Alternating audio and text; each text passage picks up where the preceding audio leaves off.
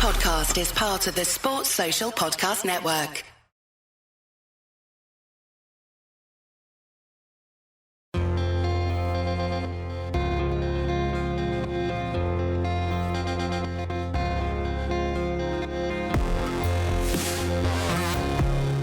Welcome to Humans of Speedway, and this, the first episode of 2022, a year which is going to be crammed with top-level action.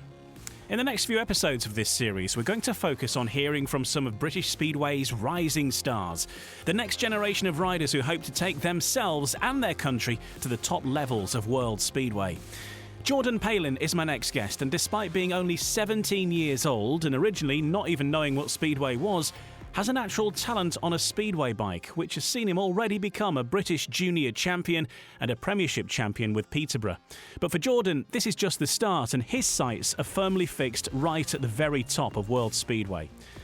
It's the first time that we've had a guest on this podcast whose career lays ahead of them, and through the next hour or so, the aim is to give you a bit of an insight into the sheer amount of work and dedication which goes on behind the scenes, which many of us never see. And not only are we speaking to Jordan, but also his mum Becky, who explains how the whole family work to support him in his racing and what it's like as a parent to watch your son racing. I trust Jordan 100% on his bike. I think Jordan's a pretty safe rider and wouldn't do anything intentionally to hurt anybody else. But yeah, I'm terrified. I'm always terrified. The minute he puts his helmet on, I'm scared. First though, I want to play you a clip from one of my previous guests on Humans of Speedway, a fairly recent one, Phil Lanning.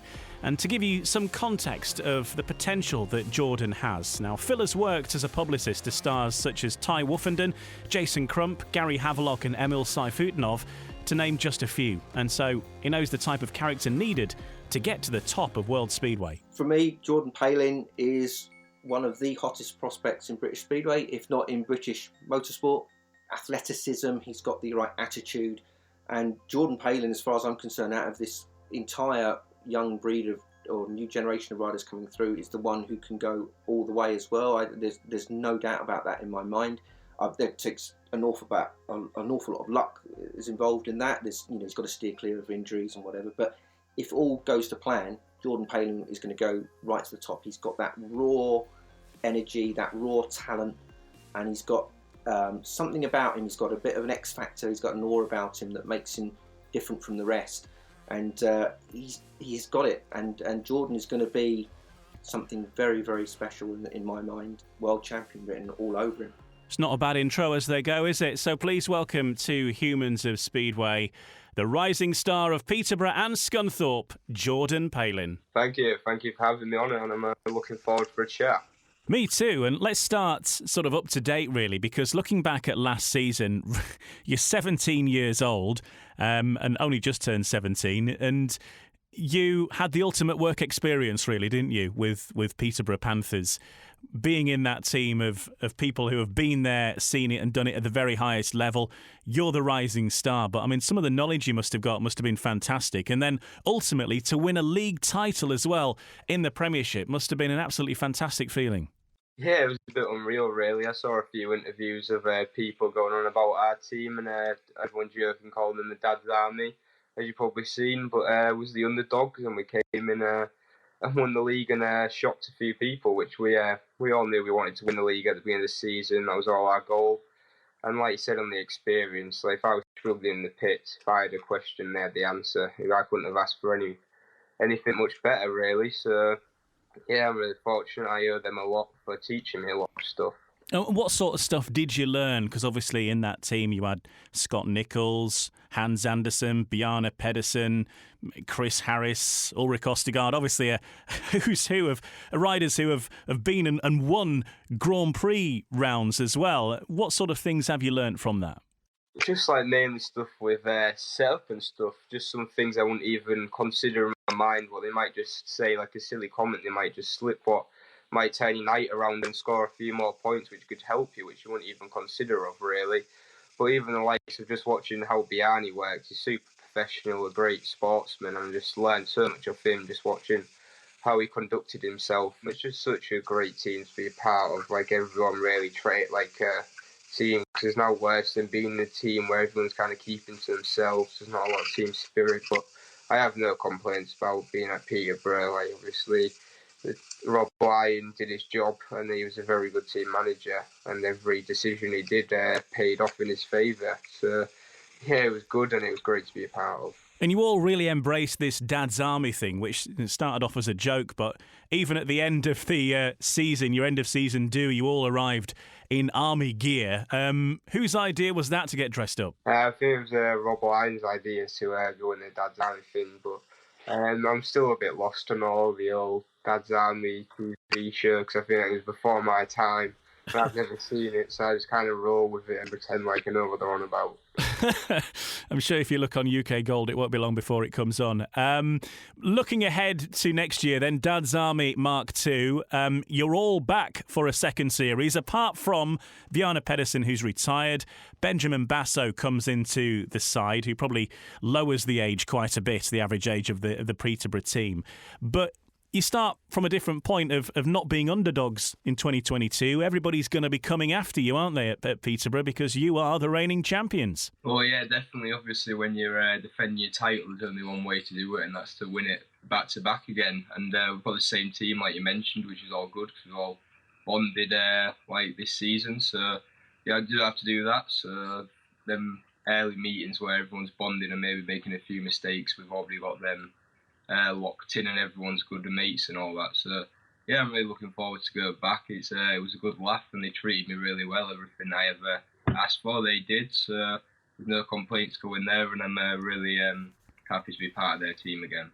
And for you personally, you've got that experience now of the Premiership, because it wasn't long ago you were racing in the National League or even lower than that, and now you're at the very top level in the League Champions team, and you kind of know what you're going to be facing, and in terms of the calibre of the riders you're going to be coming up against and all that. So you must be going in feeling much more confident about the season ahead for you personally. Yeah, definitely. I know what I'm walking into now, where I was a bit blind last year. I didn't know what to expect, didn't know if I was going to go and just get absolutely slaughtered or maybe pull a few races out the hat, which I feel like I did, and I slowly improved throughout the year. So that's all I'm aiming for this year, just keep climbing up the ladder and just keep taking little steps forward and hopefully not many back. So you're the rising star with Peterborough, but with Scunthorpe, you're in the main body of the team, and Rob Godfrey fancies that you're going to have a cracking season this year, so much so he's tipping you to end up as their number one. That's the aim, at least, from Rob. You're not feeling the pressure there, no? He wants to see me at number one by the end of the season, he keeps saying, but I've got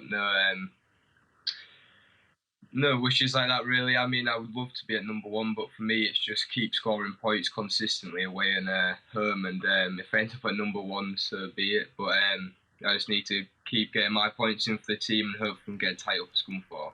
Scunthorpe perhaps just missing that little bit of luck that you need last season. Just came up a little bit short, didn't they, when it came to the playoffs and all. But, without that, you wonder, without the injuries such as to yourself and others, you wonder what might have been, perhaps. Yeah, definitely. I think we was a bit unlucky, really. I think it was the away matches what really didn't do us any favours. We was really strong at home. I think we only lost one match, or even if that. And but away we was hardly winning, so I think that's where we got let down. Even myself wasn't too good away, so hopefully this year we can turn that around and be strong away and home, and I feel like we've got a very good chance of winning the league. And looking at the Premiership now, we know most of the teams. Obviously, there's still a few key places to be announced with various clubs. But looking out from your position, being a Peterborough rider, who have you got your eye on, and maybe that you're tipping to be your main challengers? I think it's hard to say a team, really, because most likely the strongest team on paper doesn't always win. It's always the ones what you don't expect, and they creep up behind everyone, scoring a few league points each match, and then before you know it, they're in the final racing for the trophy. So I think every team looks strong, which I think is good for the sport. No one just wants one team what's winning everywhere. I think it's good to have close racing. So hopefully we get a few good battles this year. Just to talk about Poland briefly, we all know that Poland is obviously a very big country when it comes to Speedway. One or two of the news websites, Speedway websites in Poland, are perhaps surprised that you haven't been picked up by a Polish side so far, considering you're a title winner, you're a great rider, and you've been riding for Great Britain as well. Why have you not made that move to Poland just yet? And is it something that you intend to do at some point? I feel like when I'm ready at the moment, I feel like I could go and maybe hold my own, but I don't just want to go and scrape by. I want to go and make a big name for myself and score points week in and week out and ride there. So I feel like when I'm ready and I know I'm going to do well for myself out there, I feel like I'll go for them. I think that's a pretty smart idea, to be honest, because we know that they have these squad systems, and if you do get your chance and you don't perform, that can be you out. Simple as that. And it can be a very harsh environment, Poland, as well, can't it, for a rider? Yeah, definitely. If you go and have a couple of bad meetings, it can and you get slaughtered, it can put a bit of a black book on your name, really, and I just don't really want that. I just want to go and when I go over, keep progressing and climb up the ranks. And you also made the front cover of the Speedway Star recently too. That must have been pretty cool to see yourself staring back from the shelves in Tesco or wherever. Yeah, it was good. I've always wanted to be on the front cover. I've been working hard to get it done. When I finally saw it, it was nice. It was nice to see all the hard work got there, and it was nice to see it. You're listening to Humans of Speedway. We're joined by Jordan Palin in this episode, but not only Jordan, because what we want to do in this episode is really shine a light on how much work goes on both on a day-to-day basis for a Speedway rider and also over the years to get from where Jordan was as a lad just having a go on a motorbike to being in a championship-winning team, because that takes a lot of work. And him being the age he is, through your teenage years, you need the support of your family. And so to get a little bit more information on the process, really, behind Jordan's success, we're joined also by Becky Palin, who is Jordan's mum, and she's going to tell us a little more about Jordan's progression and the family's support that's gone into getting Jordan to where he is. But Jordan, first to you, tell us about how bikes and your journey really started towards heading towards Speedway in the first place. I think my mum and dad just bought me a little motocross bike just to, we have a local quarry near where I live, and I just used to ride around on that just for fun, really. And then I went sand racing when I was about 10 years old, and with my granddad, because he used to race crash track back in his day. And then one of his mates was there, Lee Dickin, and he said you should come to Scunthorpe mini track just to have a blast round. And then ever since then, it's just kind of gone from there. I've kind of really lost track of time, really. I bought my first Speedway bike when I was about 10 or 11. And ever since then, it's just been rolling like non-stop. I haven't been looking behind, and I'm here now. A lot of people's ears will prick up when they hear the name Lee Dickin because, of course, he rode for a number of clubs across British Speedway, but particularly Hull Speedway, which is where the connection comes in. But for you personally, Jordan, the interesting thing is that you'd never, until getting on a Speedway bike, you didn't know anything about Speedway. Yeah, I didn't know the sport really existed when I was younger. And then I went, and the first couple of times I wasn't a fan.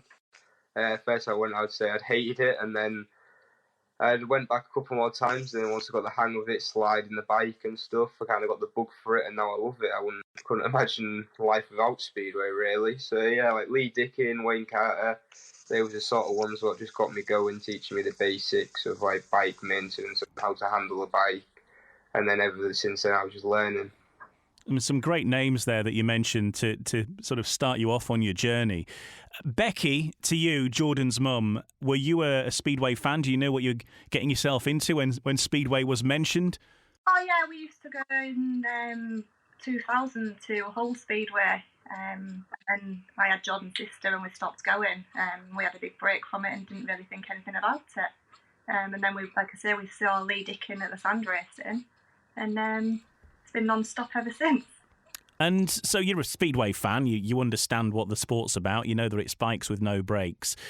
It's not the safest of hobbies, if we can compare it to the other things that youngsters might want to take up. Was there any apprehension then from your part as a parent, really, knowing the dangers of Speedway when he took this up as a hobby in any way? How did that go? At first, it was just exciting, and it was something to do on a weekend, and his granddad and granny got involved. So we used to go to Scunthorpe, and then Jordan asked for his own Speedway bike, which my mum and dad got for him. Then it just went along. We used to go to Rye House, Northside, every single weekend, and we just enjoyed it. It was just a day out. I used to record it on the recorder, bring it home, and the family would watch it in the living room. Yeah, and it went from there. And then Lee said, join him up with the Young Lions. So we joined him up with Neil Thatcher and the Young Lions, and you started racing the British Youth, didn't you? Yeah. And then it was still exciting then. A bit terrifying from the sidelines just watching him, because it's ours, isn't it? We don't want him to get hurt. As a mum, you want to do everything to protect him, but we knew that he had everything on possible to protect him if he came off, so we just let him go along with it, and we're there to support him. And for you, Jordan, it's the same thing, isn't it? You know, it is a hobby that can certainly hurt at that stage, but you know, you're showing now that you can get somewhere and it can be a career for you as well. Yeah, definitely. Like a lot of people say, it's high risk and high reward. So you definitely take the risk, and if you play your cards right, you definitely get the reward. There's no doubt about that. But you've just got to think smart and work hard, and eventually, hopefully, I'll be there. And Becky, for you, and Jordan just mentioned it, you know, it is high risk. Speedway is a high risk sport, especially at the top level.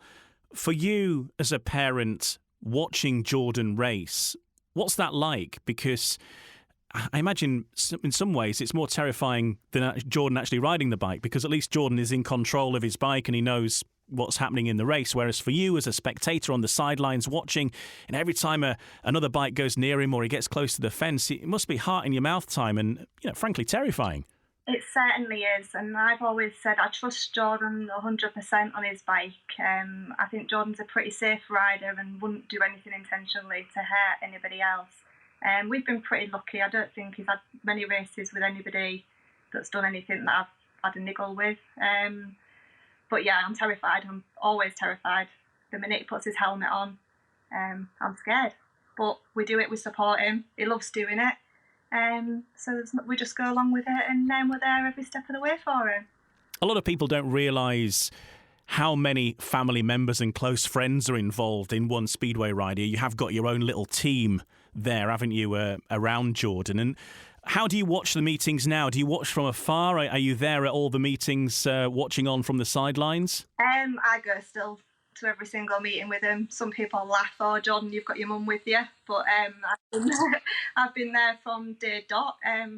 We've got a good relationship, and I don't see any reason why I shouldn't be there to support him. I don't go in the pits because I know nothing about bikes whatsoever. I stay out the way, but I need to be there for me, and he's only young, he still needs me there. He's probably going to shout at me for saying that. And for you, Jordan, obviously your parents are really critical to your development in terms of going through the Speedway ladder. And you mentioned joining up there with the Young Lions, but you mentioned some of the places you've been. You're based in East Yorkshire, but going to places like Rye House or Northside, you know, even Northside's relatively close to you, but it's still the other side of the country, and you need your parents and the support of your family to get you there, don't you, at the very least? Yeah, definitely. Without the support of my family, it's without question I wouldn't be here. Even talking to you, or I won't be riding. Because at that level, you're not earning money from riding. It's all sponsorship you can maybe find by a young age. It's obviously hard to find very good sponsorship. So you're relying on your family, really. They're all working hard every day of the week, really, to try and fund your racing. So yeah, it's very grateful for them all to help me out. A lot of people, I suppose, have had a go at Speedway at some point, and Jordan obviously did it at an early age. But you mentioned, Becky, about how it was something that you did on a weekend. It was a bit of a day out. It was a fun thing. It was exciting. When did that change to, actually, there's something here? You know, he's really good at this, and there could be, you know, a future in Speedway for Jordan. It's obviously him and his sister. We support him 110% in everything that they want to do. And when people started saying to us, like, he's really good on a bike, and I used to think, oh yeah, but it's Jordan, it's ours. Yeah, and we thought, right, let's do this. Like, I'm not a quitter. If I put my mind to something, we do it till the end, and that's what he wants to do. We all work hard for him, but I must say over winter now he's started to work hard himself, because he's old enough to work throughout the winter. He works really hard. He puts every single penny back into his racing. And we obviously help him out there. He's got a lot of good sponsors too that obviously help him out. But like I say, we're all a team. We all work together. And that seems to be working for him. And the team really is the whole family, isn't it? And a few close friends as well, as you mentioned. And that includes your parents as well, Becky, and Jordan's grandparents, who have moved house to help give Jordan better facilities. Tell us about that. Oh, my poor mum and dad moved 15 miles down the road to be closer to us, so Jordan could have a workshop close by to us, because at that moment in time we didn't have a garage. So they actually moved house for him. So he's got his workshop now, my mum and dad's, and every year we improve the workshop, and it gets better and better in there for him. So he's got everything he needs. And it's just, we don't know everything, and we're still learning. So we're trying to, we're building Premiership bikes, but he was just a National League rider, bless him. So we're trying really hard, aren't we? And we're picking up different things all the time. We've got Nick Thorpe, he helps us out a lot, and he's been to the top with some riders, so he knows a lot, and he's always trying to advise us, and we feel like we're getting there, we're on the right track, but every day we're learning something different, aren't we? And Jordan, for you, with regards to Speedway as a career, you know, you're a teenager, many of your friends, I imagine, are still deciding what they want to do with their life, whether they're going to go to university, and if so, where, and to study what. But for you, you've got this career path now, which has stemmed from your hobby, which is fantastic. When did it dawn on you really that this could be a career for you, Speedway, and you are pretty good at it? Probably in the last year or so, I felt like I could really earn a good career out this, because like when I started, like I said, when I was training stuff, I didn't even know you could get paid for it. It was just a hobby for me, really, just something I loved. I just wanted to do on the weekends, and then you get more into it, you chew more, and then you just keep getting better, you meet more people, you climb the ladder, and then you just kind of hear stories of people earning money in this, and I realised you could get paid for it, and then did my first year in National League, which is your first year you get paid for it professional, really.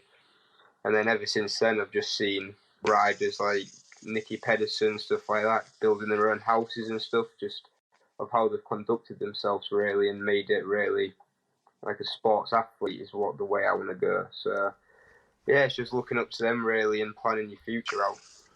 Your life is very different to the average 17-year-old from Driffield, I imagine. What do your friends make of what you get up to with Speedway? Because obviously, you're a professional sportsman at the age of 17, and probably a lot of them, as I say, are not even at university yet. So what do they make of it all? I think they found it quite weird at a certain point, because they all just knew I just used to go out and ride it for fun, really, and then they started seeing my interviews pop up on the news feed and stuff, and I think they thought what's going on here, and found it quite weird. And then I brought them to the final at Peterborough where we won the league, and there's people coming up to me asking me for my autograph and all that sort of stuff, and I think they found it a bit crazy, really. But yeah, they have a really good set of friends, they're real supportive, and they kind of understand what I do, so it helps a lot. But at the same time, you do sacrifice a little bit in your life, don't you? Because you can't live the average life of a 17-year-old, because you are a professional sportsman, you're in the public eye, and you have to stay fit and healthy for your career, and means that you can't go out and do all the things that maybe a lot of your friends would be doing at your age. Yeah, definitely, because obviously at my age, all my friends going out partying, drinking and all that fun stuff, but obviously I can't do that, and I'm not too sad about missing out, because I'd rather be riding my Speedway bike instead of going out partying. So it's just the sacrifices you have to make if you want to make in the sport, I guess. And Becky, one more question for you. You mentioned earlier that you were a Speedway fan. You used to go and watch Hull Vikings at Craven Park 20 or so years ago. Now that you're involved in Speedway on the other side of the air fence, and sort of the curtain of Speedway has been pulled back a little bit, and you get to see what goes on behind the scenes, what's the biggest surprise for you, or the biggest thing that you've learned that you never realised when you were a fan? The extremely hard work that goes in every single day of the year. There's not a day that doesn't go by that we don't talk about something, or something that needs to be done, or something we can improve on, or something within the team that we can change. It's constantly there. It doesn't go away. We want Jordan. Well, we all want Jordan, and Jordan wants to be the best. So we just work really hard on that. We've got engines sat in the bedroom now, keeping warm to go back in his bikes that are nearly rebuilt, aren't they? Ready to go. And over Christmas he's been working hard on his time off and rebuilding his bikes. It just doesn't stop. And his sister, we're really fortunate with her. She's part of the team as well, because she's, I won't say suffered, but she's had to put things on the back burner with missed holidays and things like that so Jordan can race. So it takes over your life. But that's what we want. We want him to do the best. So we continue with that. You're listening to Humans of Speedway. I'm Ian Brannan. My guest is Jordan Palin, and that was the voice of Becky Palin, Jordan's mum. And we'll hear from the pair of them in just a couple of moments when we're going to turn the focus on Jordan's ambitions. Where does he see himself in the future? And also we'll learn more about his dream Speedway meeting as well before the end. It's all to come on Humans of Speedway.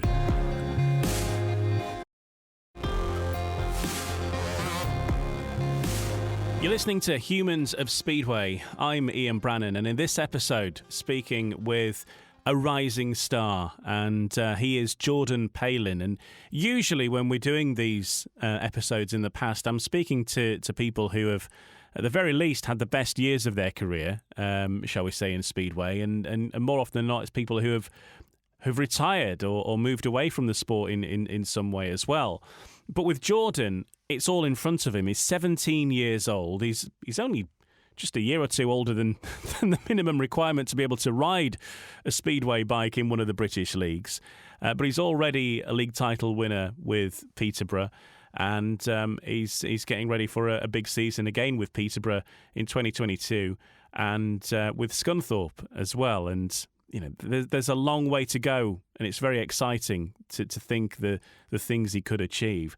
Jordan, what is your ambition in Speedway then? What is the dream for you?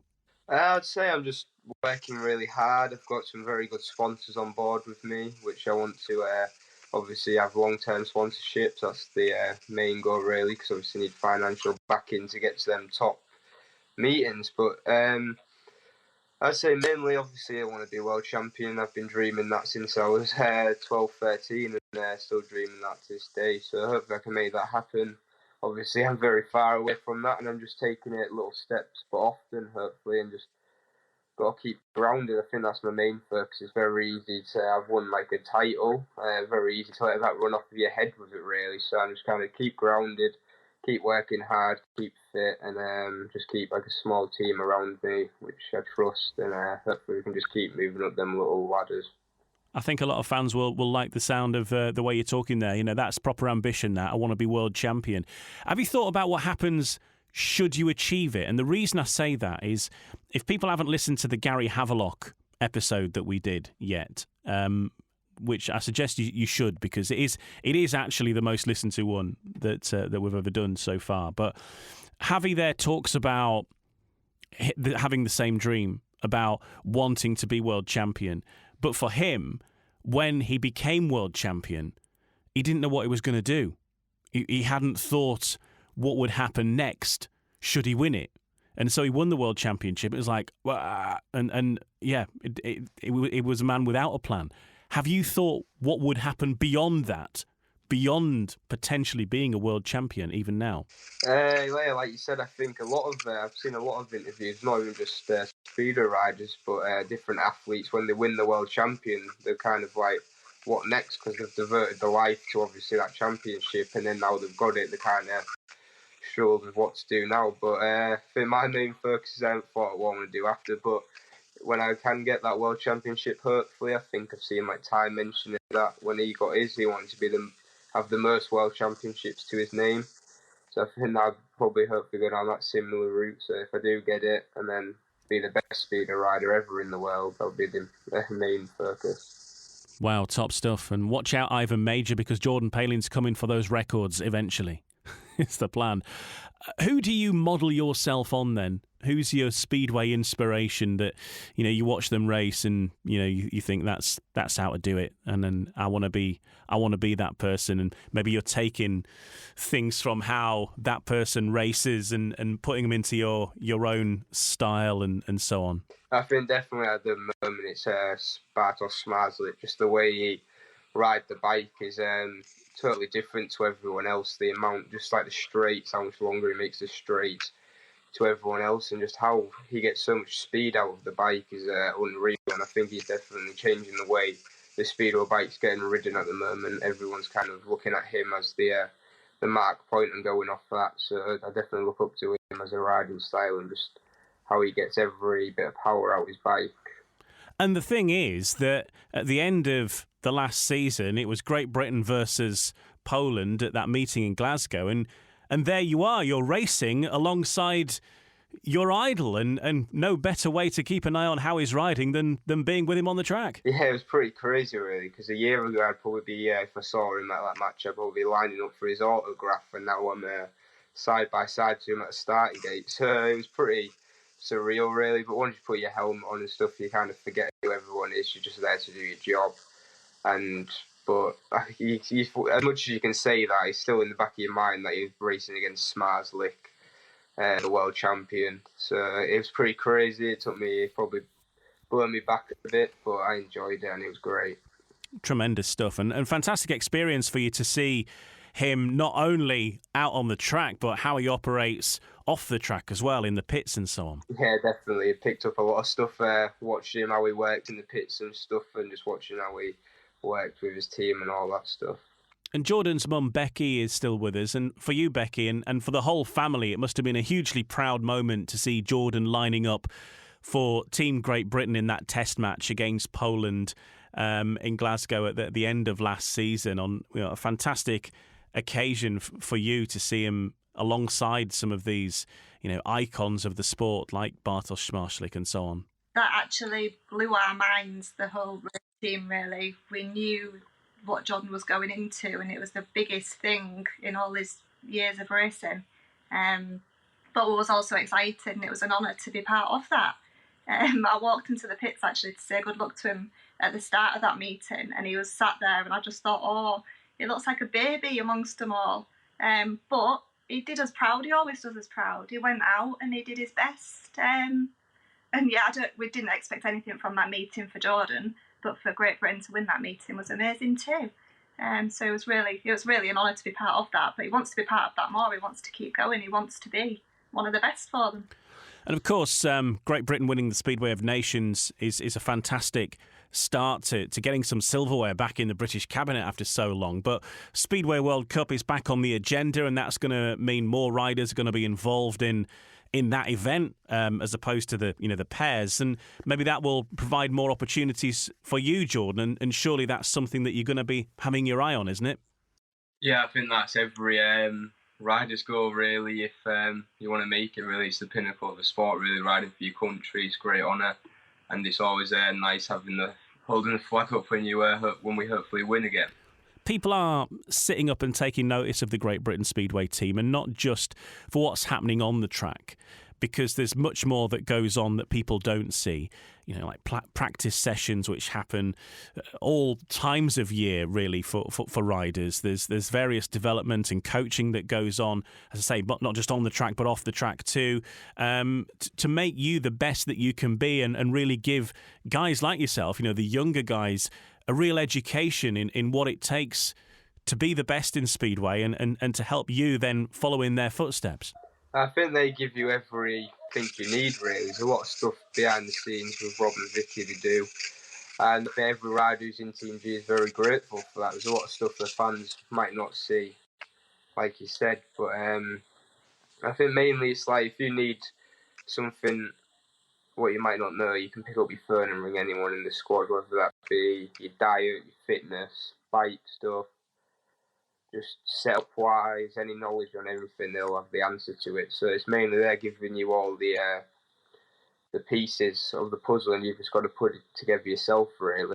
So, yeah, I think they're just giving you everything you need to get to that next level, and it's very professional, and I think it's taken, as it's proven, we beat Poland, which not many people would think do, but it's making us very much more of a professional sports team. And getting all the team together is something that they do regularly, and you have these team building events. Here's a little story that Phil Lanning told us when I did the episode with him, and this story doesn't feature in that episode. This was after the event, but here is a little story that involves you, told by Phil. When they did they had a performance camp for Great Britain in Southampton, and on the Sunday they had all their young riders go out and all their senior riders go out with the Royal Marines, and there was a hurricane that day, of all the days, and they went out, and Jordan Palin went through. They had to carry big packs of logs and stuff across the thing. Jordan Palin won the day.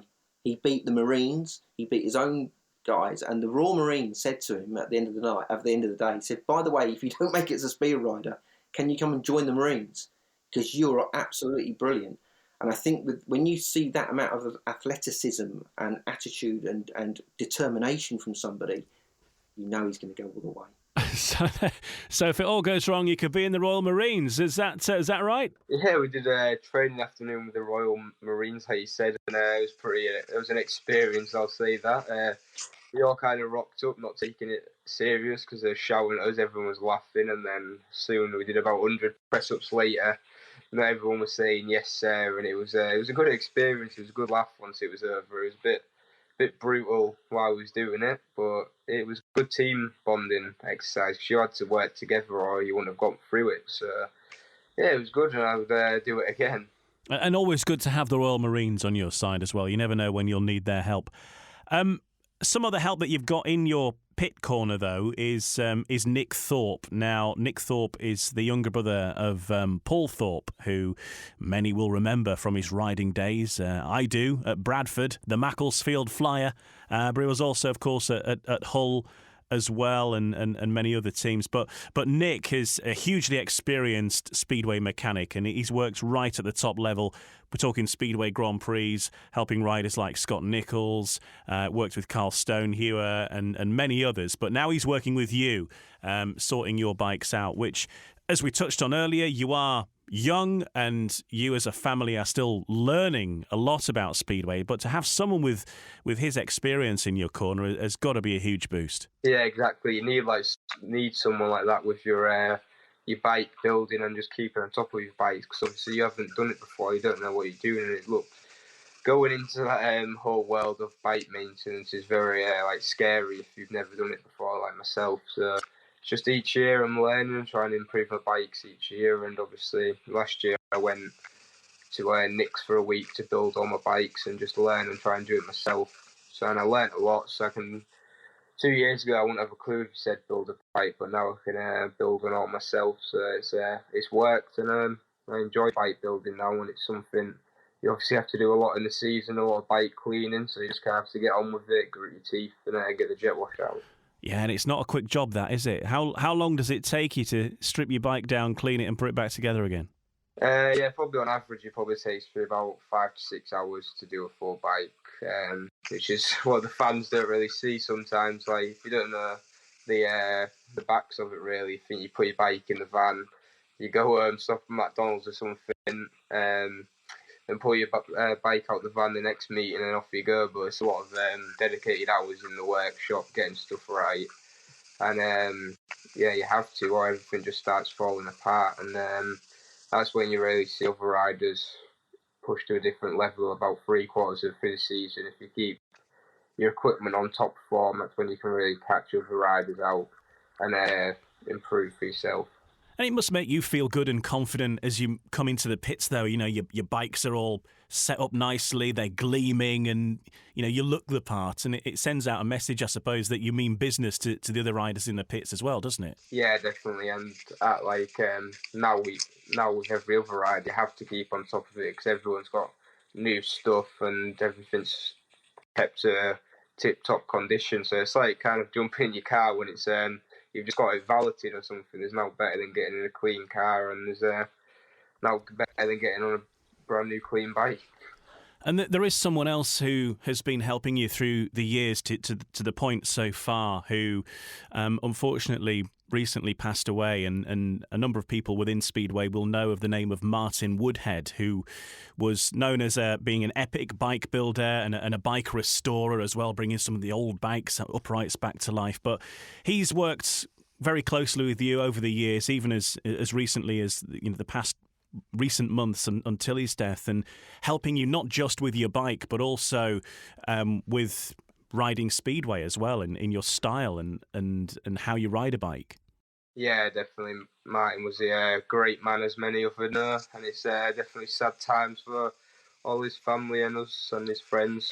Yeah, it was very good. He played a key role in my team. He came on a trip to Czechia with me, him and Nick, not long back, and he helped me out. He was kind of like the third eye watching in the pits, because obviously when you're in the thick of it, you can't see everything, so he sort of stepped back and watched everything and told me what was going on, which I was very grateful for him, and he was a great man. He just picked something up with my starts, which wasn't a massive thing, but made a massive difference, really, just with just where you position your legs at the start, really. He told me to try something different, and I tried it, and it works. Ever since then, I've been doing it, and it was great to have someone just to tell me stuff like that.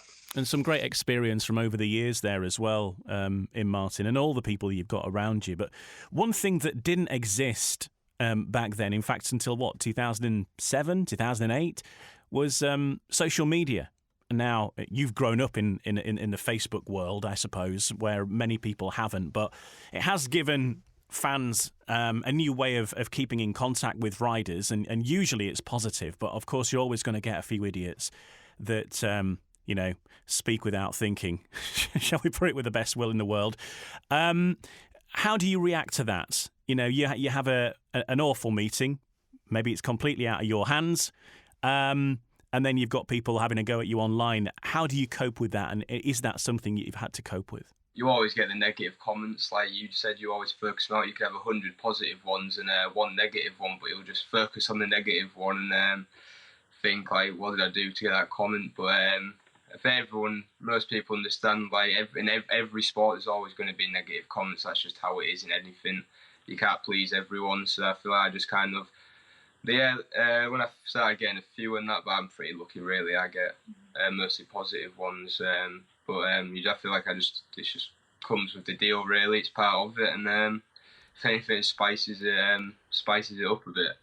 And Becky, to you, Jordan's just mentioned there, he sort of takes a bit of motivation from it, but also it comes back to all of you, doesn't it? If Jordan has a bad meeting and people start having a go online, it must be a little bit demoralising in a way, especially when they're saying that you're not trying, or you're not doing this right, not doing that right, because that's not the case. It's just sometimes it doesn't go your way, maybe. Yeah, that's how it is, isn't it? Sometimes we all go to work and we have a bad day, don't we? Sometimes every day is not perfect, and obviously that happens.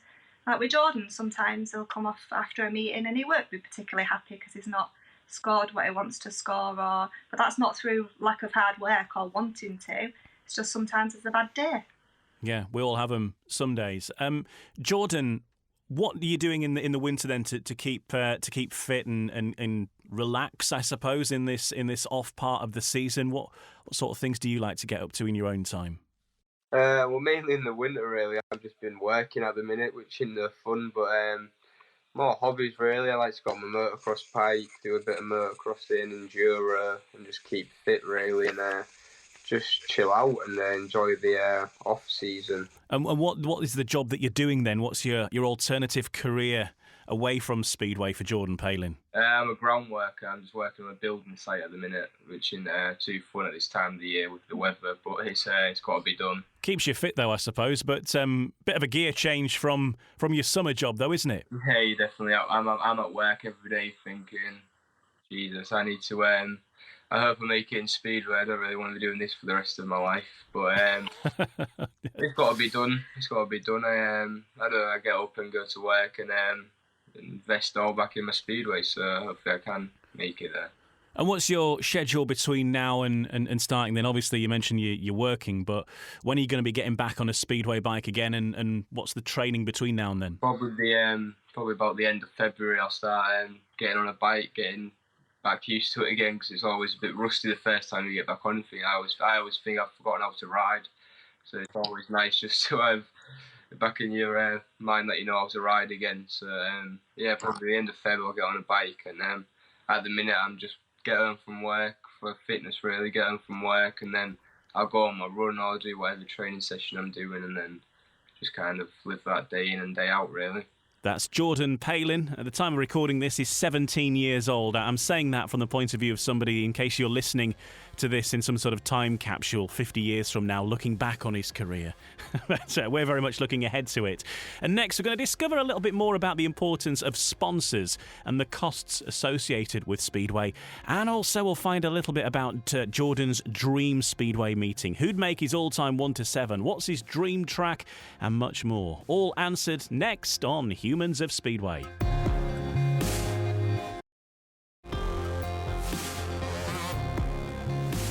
Welcome back to Humans of Speedway. Of course, if you are enjoying listening to this podcast, please do leave us a review on whichever app you use, because it does help other Speedway fans to discover us and check us out, and hopefully enjoy some of our episodes that we've got, including this one. And we're in conversation with Jordan Palin, who is going to be telling us about his dream Speedway meeting in just a few moments.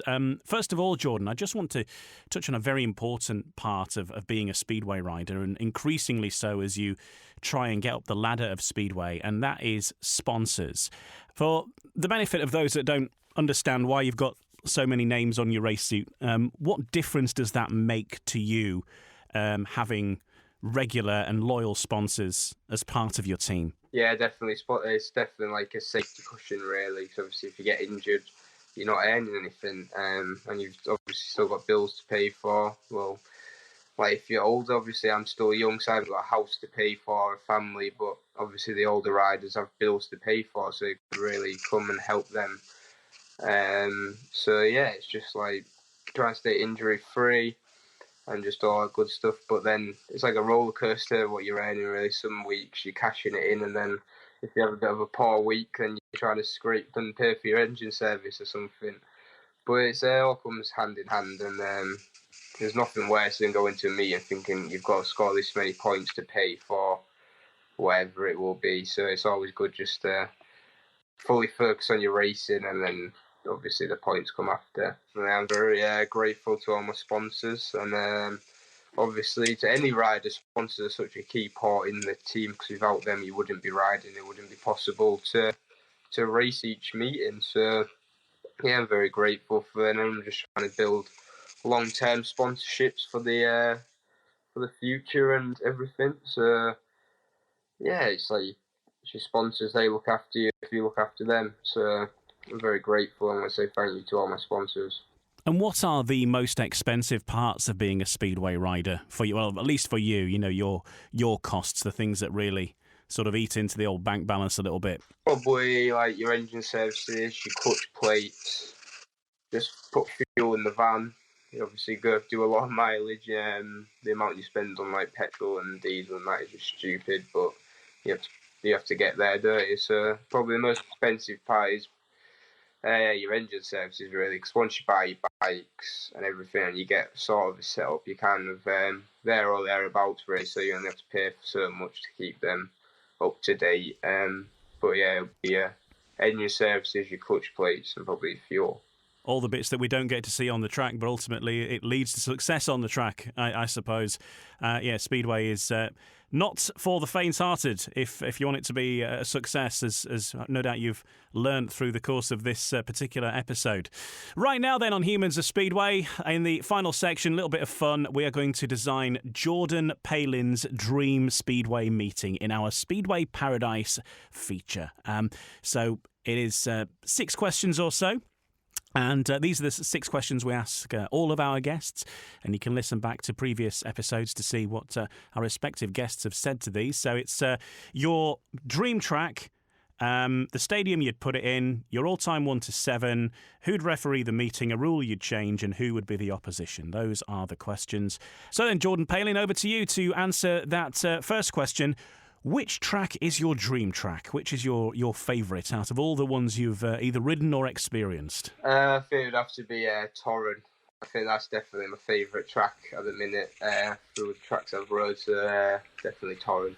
Yeah, fantastic track, and of course the inspiration behind Bellevue, the National Speedway Stadium, quite a lot as well. We know it's modelled on that. But here's the thing, we all know too that Torren, originally based on Bradford at Odsall, and despite being 17, you've actually ridden a bike around Bradford, but not with any shale on. Yeah, I've been and done like a demo thing around the Bradford because they had the concrete track still there, and I've rode around there. I think it'd be just like a dream to ride around there. I've seen YouTube videos of races with the stands packed with fans, so I think it'd be mint to get shale back down there and get racing. Well, they got the shale back down, but just no Speedway. It's they've got the shale on for the stock cars now, but just need some air fences. That's what they're missing. But it'd be amazing because some great races I've seen there in back in the day. So that's Torren then as the track. Now, if we're putting it in a stadium, which stadium would you have it in? Yeah, I think the answer is Cardiff, really. Just to get that atmosphere. Like, I feel like it's no other stadium what sort of has that atmosphere. If they had the same amount of fans, I feel like the sound just echoes off everyone. I've been there a couple of times, and it's just like it would be amazing to ride in that atmosphere. Because you've grown up knowing nothing other than having a Cardiff Grand Prix on the calendar. You know, it's been going over 20 years now, longer than you've been on this planet, and maybe extra chances for you to live that dream because the under-21 championships are going to be taken around in there as well on the day after the main GP. So maybe that could be something for the future for you too. Yeah, I think every Speedway rider, like you said, has dreams about riding at Cardiff like myself. It'd be a bit surreal riding around there with the atmosphere and just how the sound echoes off everyone, really. I think I was speaking to a rider who rode there and said he couldn't even hear his engine at the start line, which would be pretty crazy. So, yeah, I mean, I wouldn't. I'd like to ride there, and it would be great. Yeah, absolutely, and I'm sure you'd have a massive support if ever that did happen as well. Let's have a look at your dream 1 to 7 right now. You were born in 2004. It's probably fairly scary for some people listening to this. But who would make your dream team then, Jordan? I think it'd have to be Ty Wuffenden, Bartosz Zmarzlik, Emil Seifudenov, Greg Hancock, Jason Crump,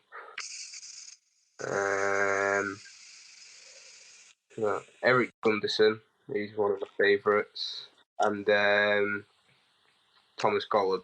Is that 7? It is 7, yeah. So what a lineup that is. Ty Wuffenden, Bartosz Zmarzlik, Emil Seifudenov, Greg Hancock, Jason Crump, Eric Gunderson and Thomas Golub. What a lineup that would be. Plenty of people would love to see those all in their prime going head-to-head. Would you, I mean, you're still very early on in your career, but who would be your dream referee if you have one? And I say that because obviously you've only been riding a couple of years in terms of the top level. I'm not sure you'll have made any particular acquaintances with referees as yet, have you? Not necessarily, really. I don't really know any referees' names, to be honest. I've never had, luckily this season, I haven't had anything really to do with them, which you don't want, really. Never want a referee who doesn't like you. So the only referee I really know the name of is Craig Adroyd. That's the only referee I really know the name of. But so I don't have any favourites or dislike any, so hopefully I can keep on the good side of them. Yeah, well, if you don't know the referees' names very well, that's probably a good sign that you're keeping out of trouble to a fair extent, I suppose. So let's put Craig Ackroyd down as the referee because I mean he is the top British referee at the moment. I think everybody would agree. Next question then for you would be: which rule would you change if you're going to mess with the rule book of Speedway? Which rule would you be fiddling with first? I feel after the starting. Just though, if you jump it a bit but don't touch the tapes, it gets pulled back, obviously. But I feel like they should just let that go. A perfect start is that if you don't touch the tapes and you get going, it's a perfect start. So I feel like they should just leave that as it is because I've been watching a couple of meetings on TV where it's been pulled back a couple of times and it just gets a bit boring watching. So I think to improve it for the fans and keep them interested in the meeting, just let it go as long as you don't roll, and I feel like it would have a much more smoother running meeting. A lot of people say that. You know, I can't tell you how many people have said the same thing, that, you know, about the starts in some form, but particularly that you know, if you just Because sometimes we've got to remember that the bikes that you're riding, I think Scott Nichols mentioned this actually, that it's very hard sometimes, especially later in a meeting when the start is all a bit more, rucked up a little bit. You've got divots and all sorts. To actually hold the bike still, it quite a heavy thing, and the vibrations, and it starts to sometimes roll itself. Yeah, definitely, especially if you've got a referee who will be holding the tapes down for longer than needed to be.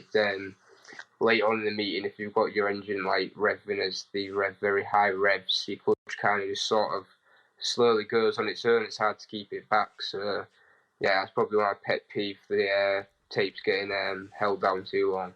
Yeah, it's another popular point, really, the tapes, and is there a better way to do it? And, obviously various theories are in play, but we're still with the original elastic and a magnet. Yeah, definitely, but I've seen they've done in the Grand Prix, it's generated differently. It's not a referee who pushes the button down anymore. I feel like that's definitely probably a good way to go with people counting and jumping a tape. So yeah, I hope that's a step forward.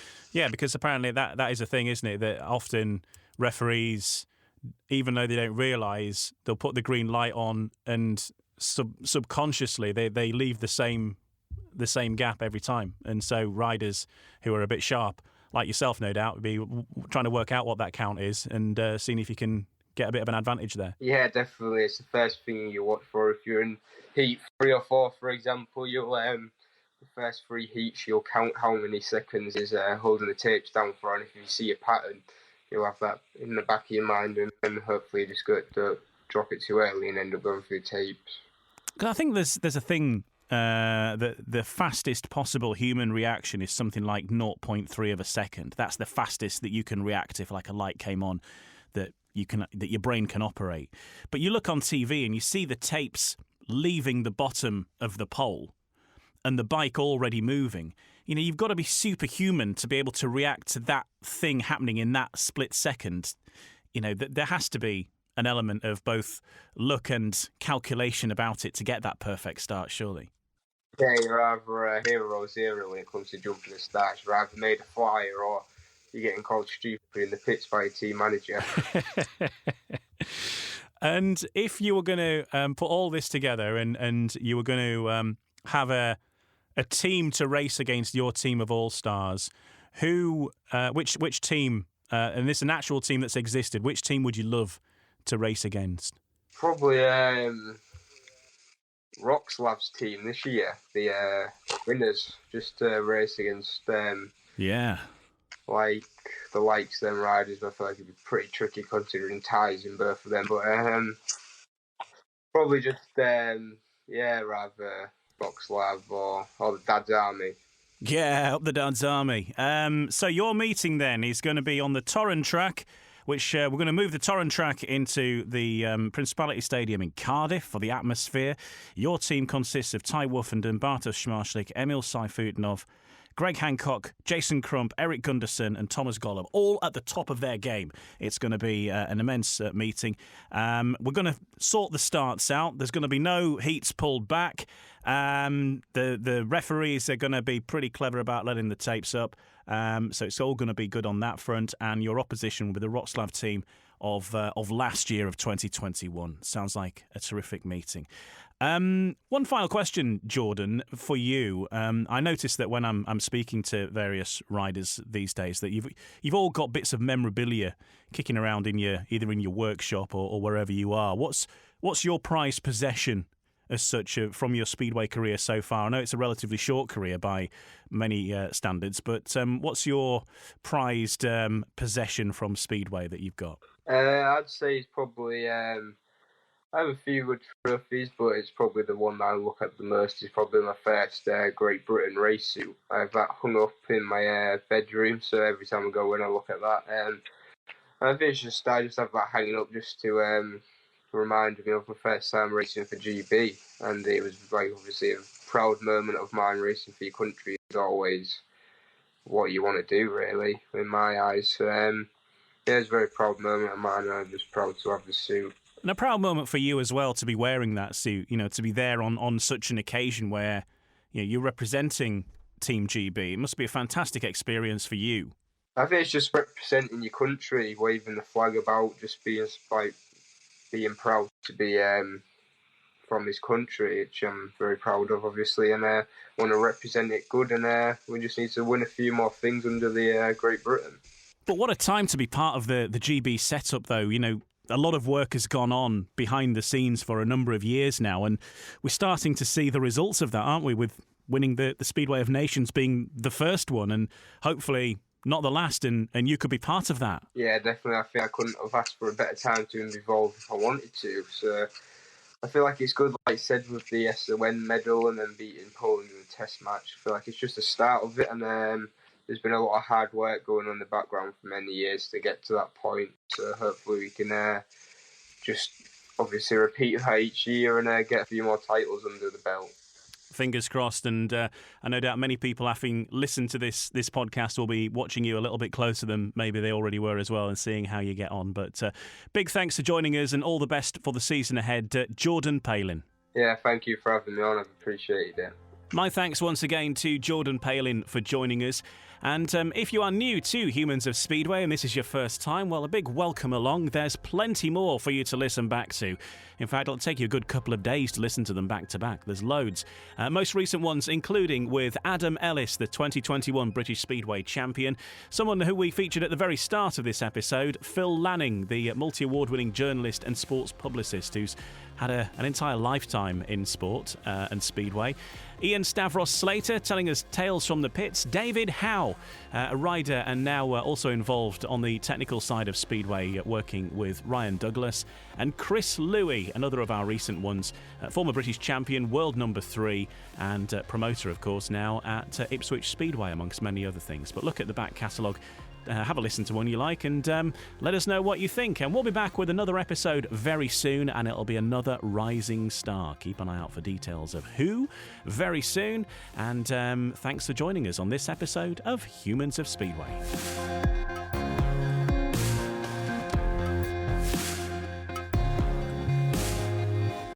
Sports Social Podcast Network.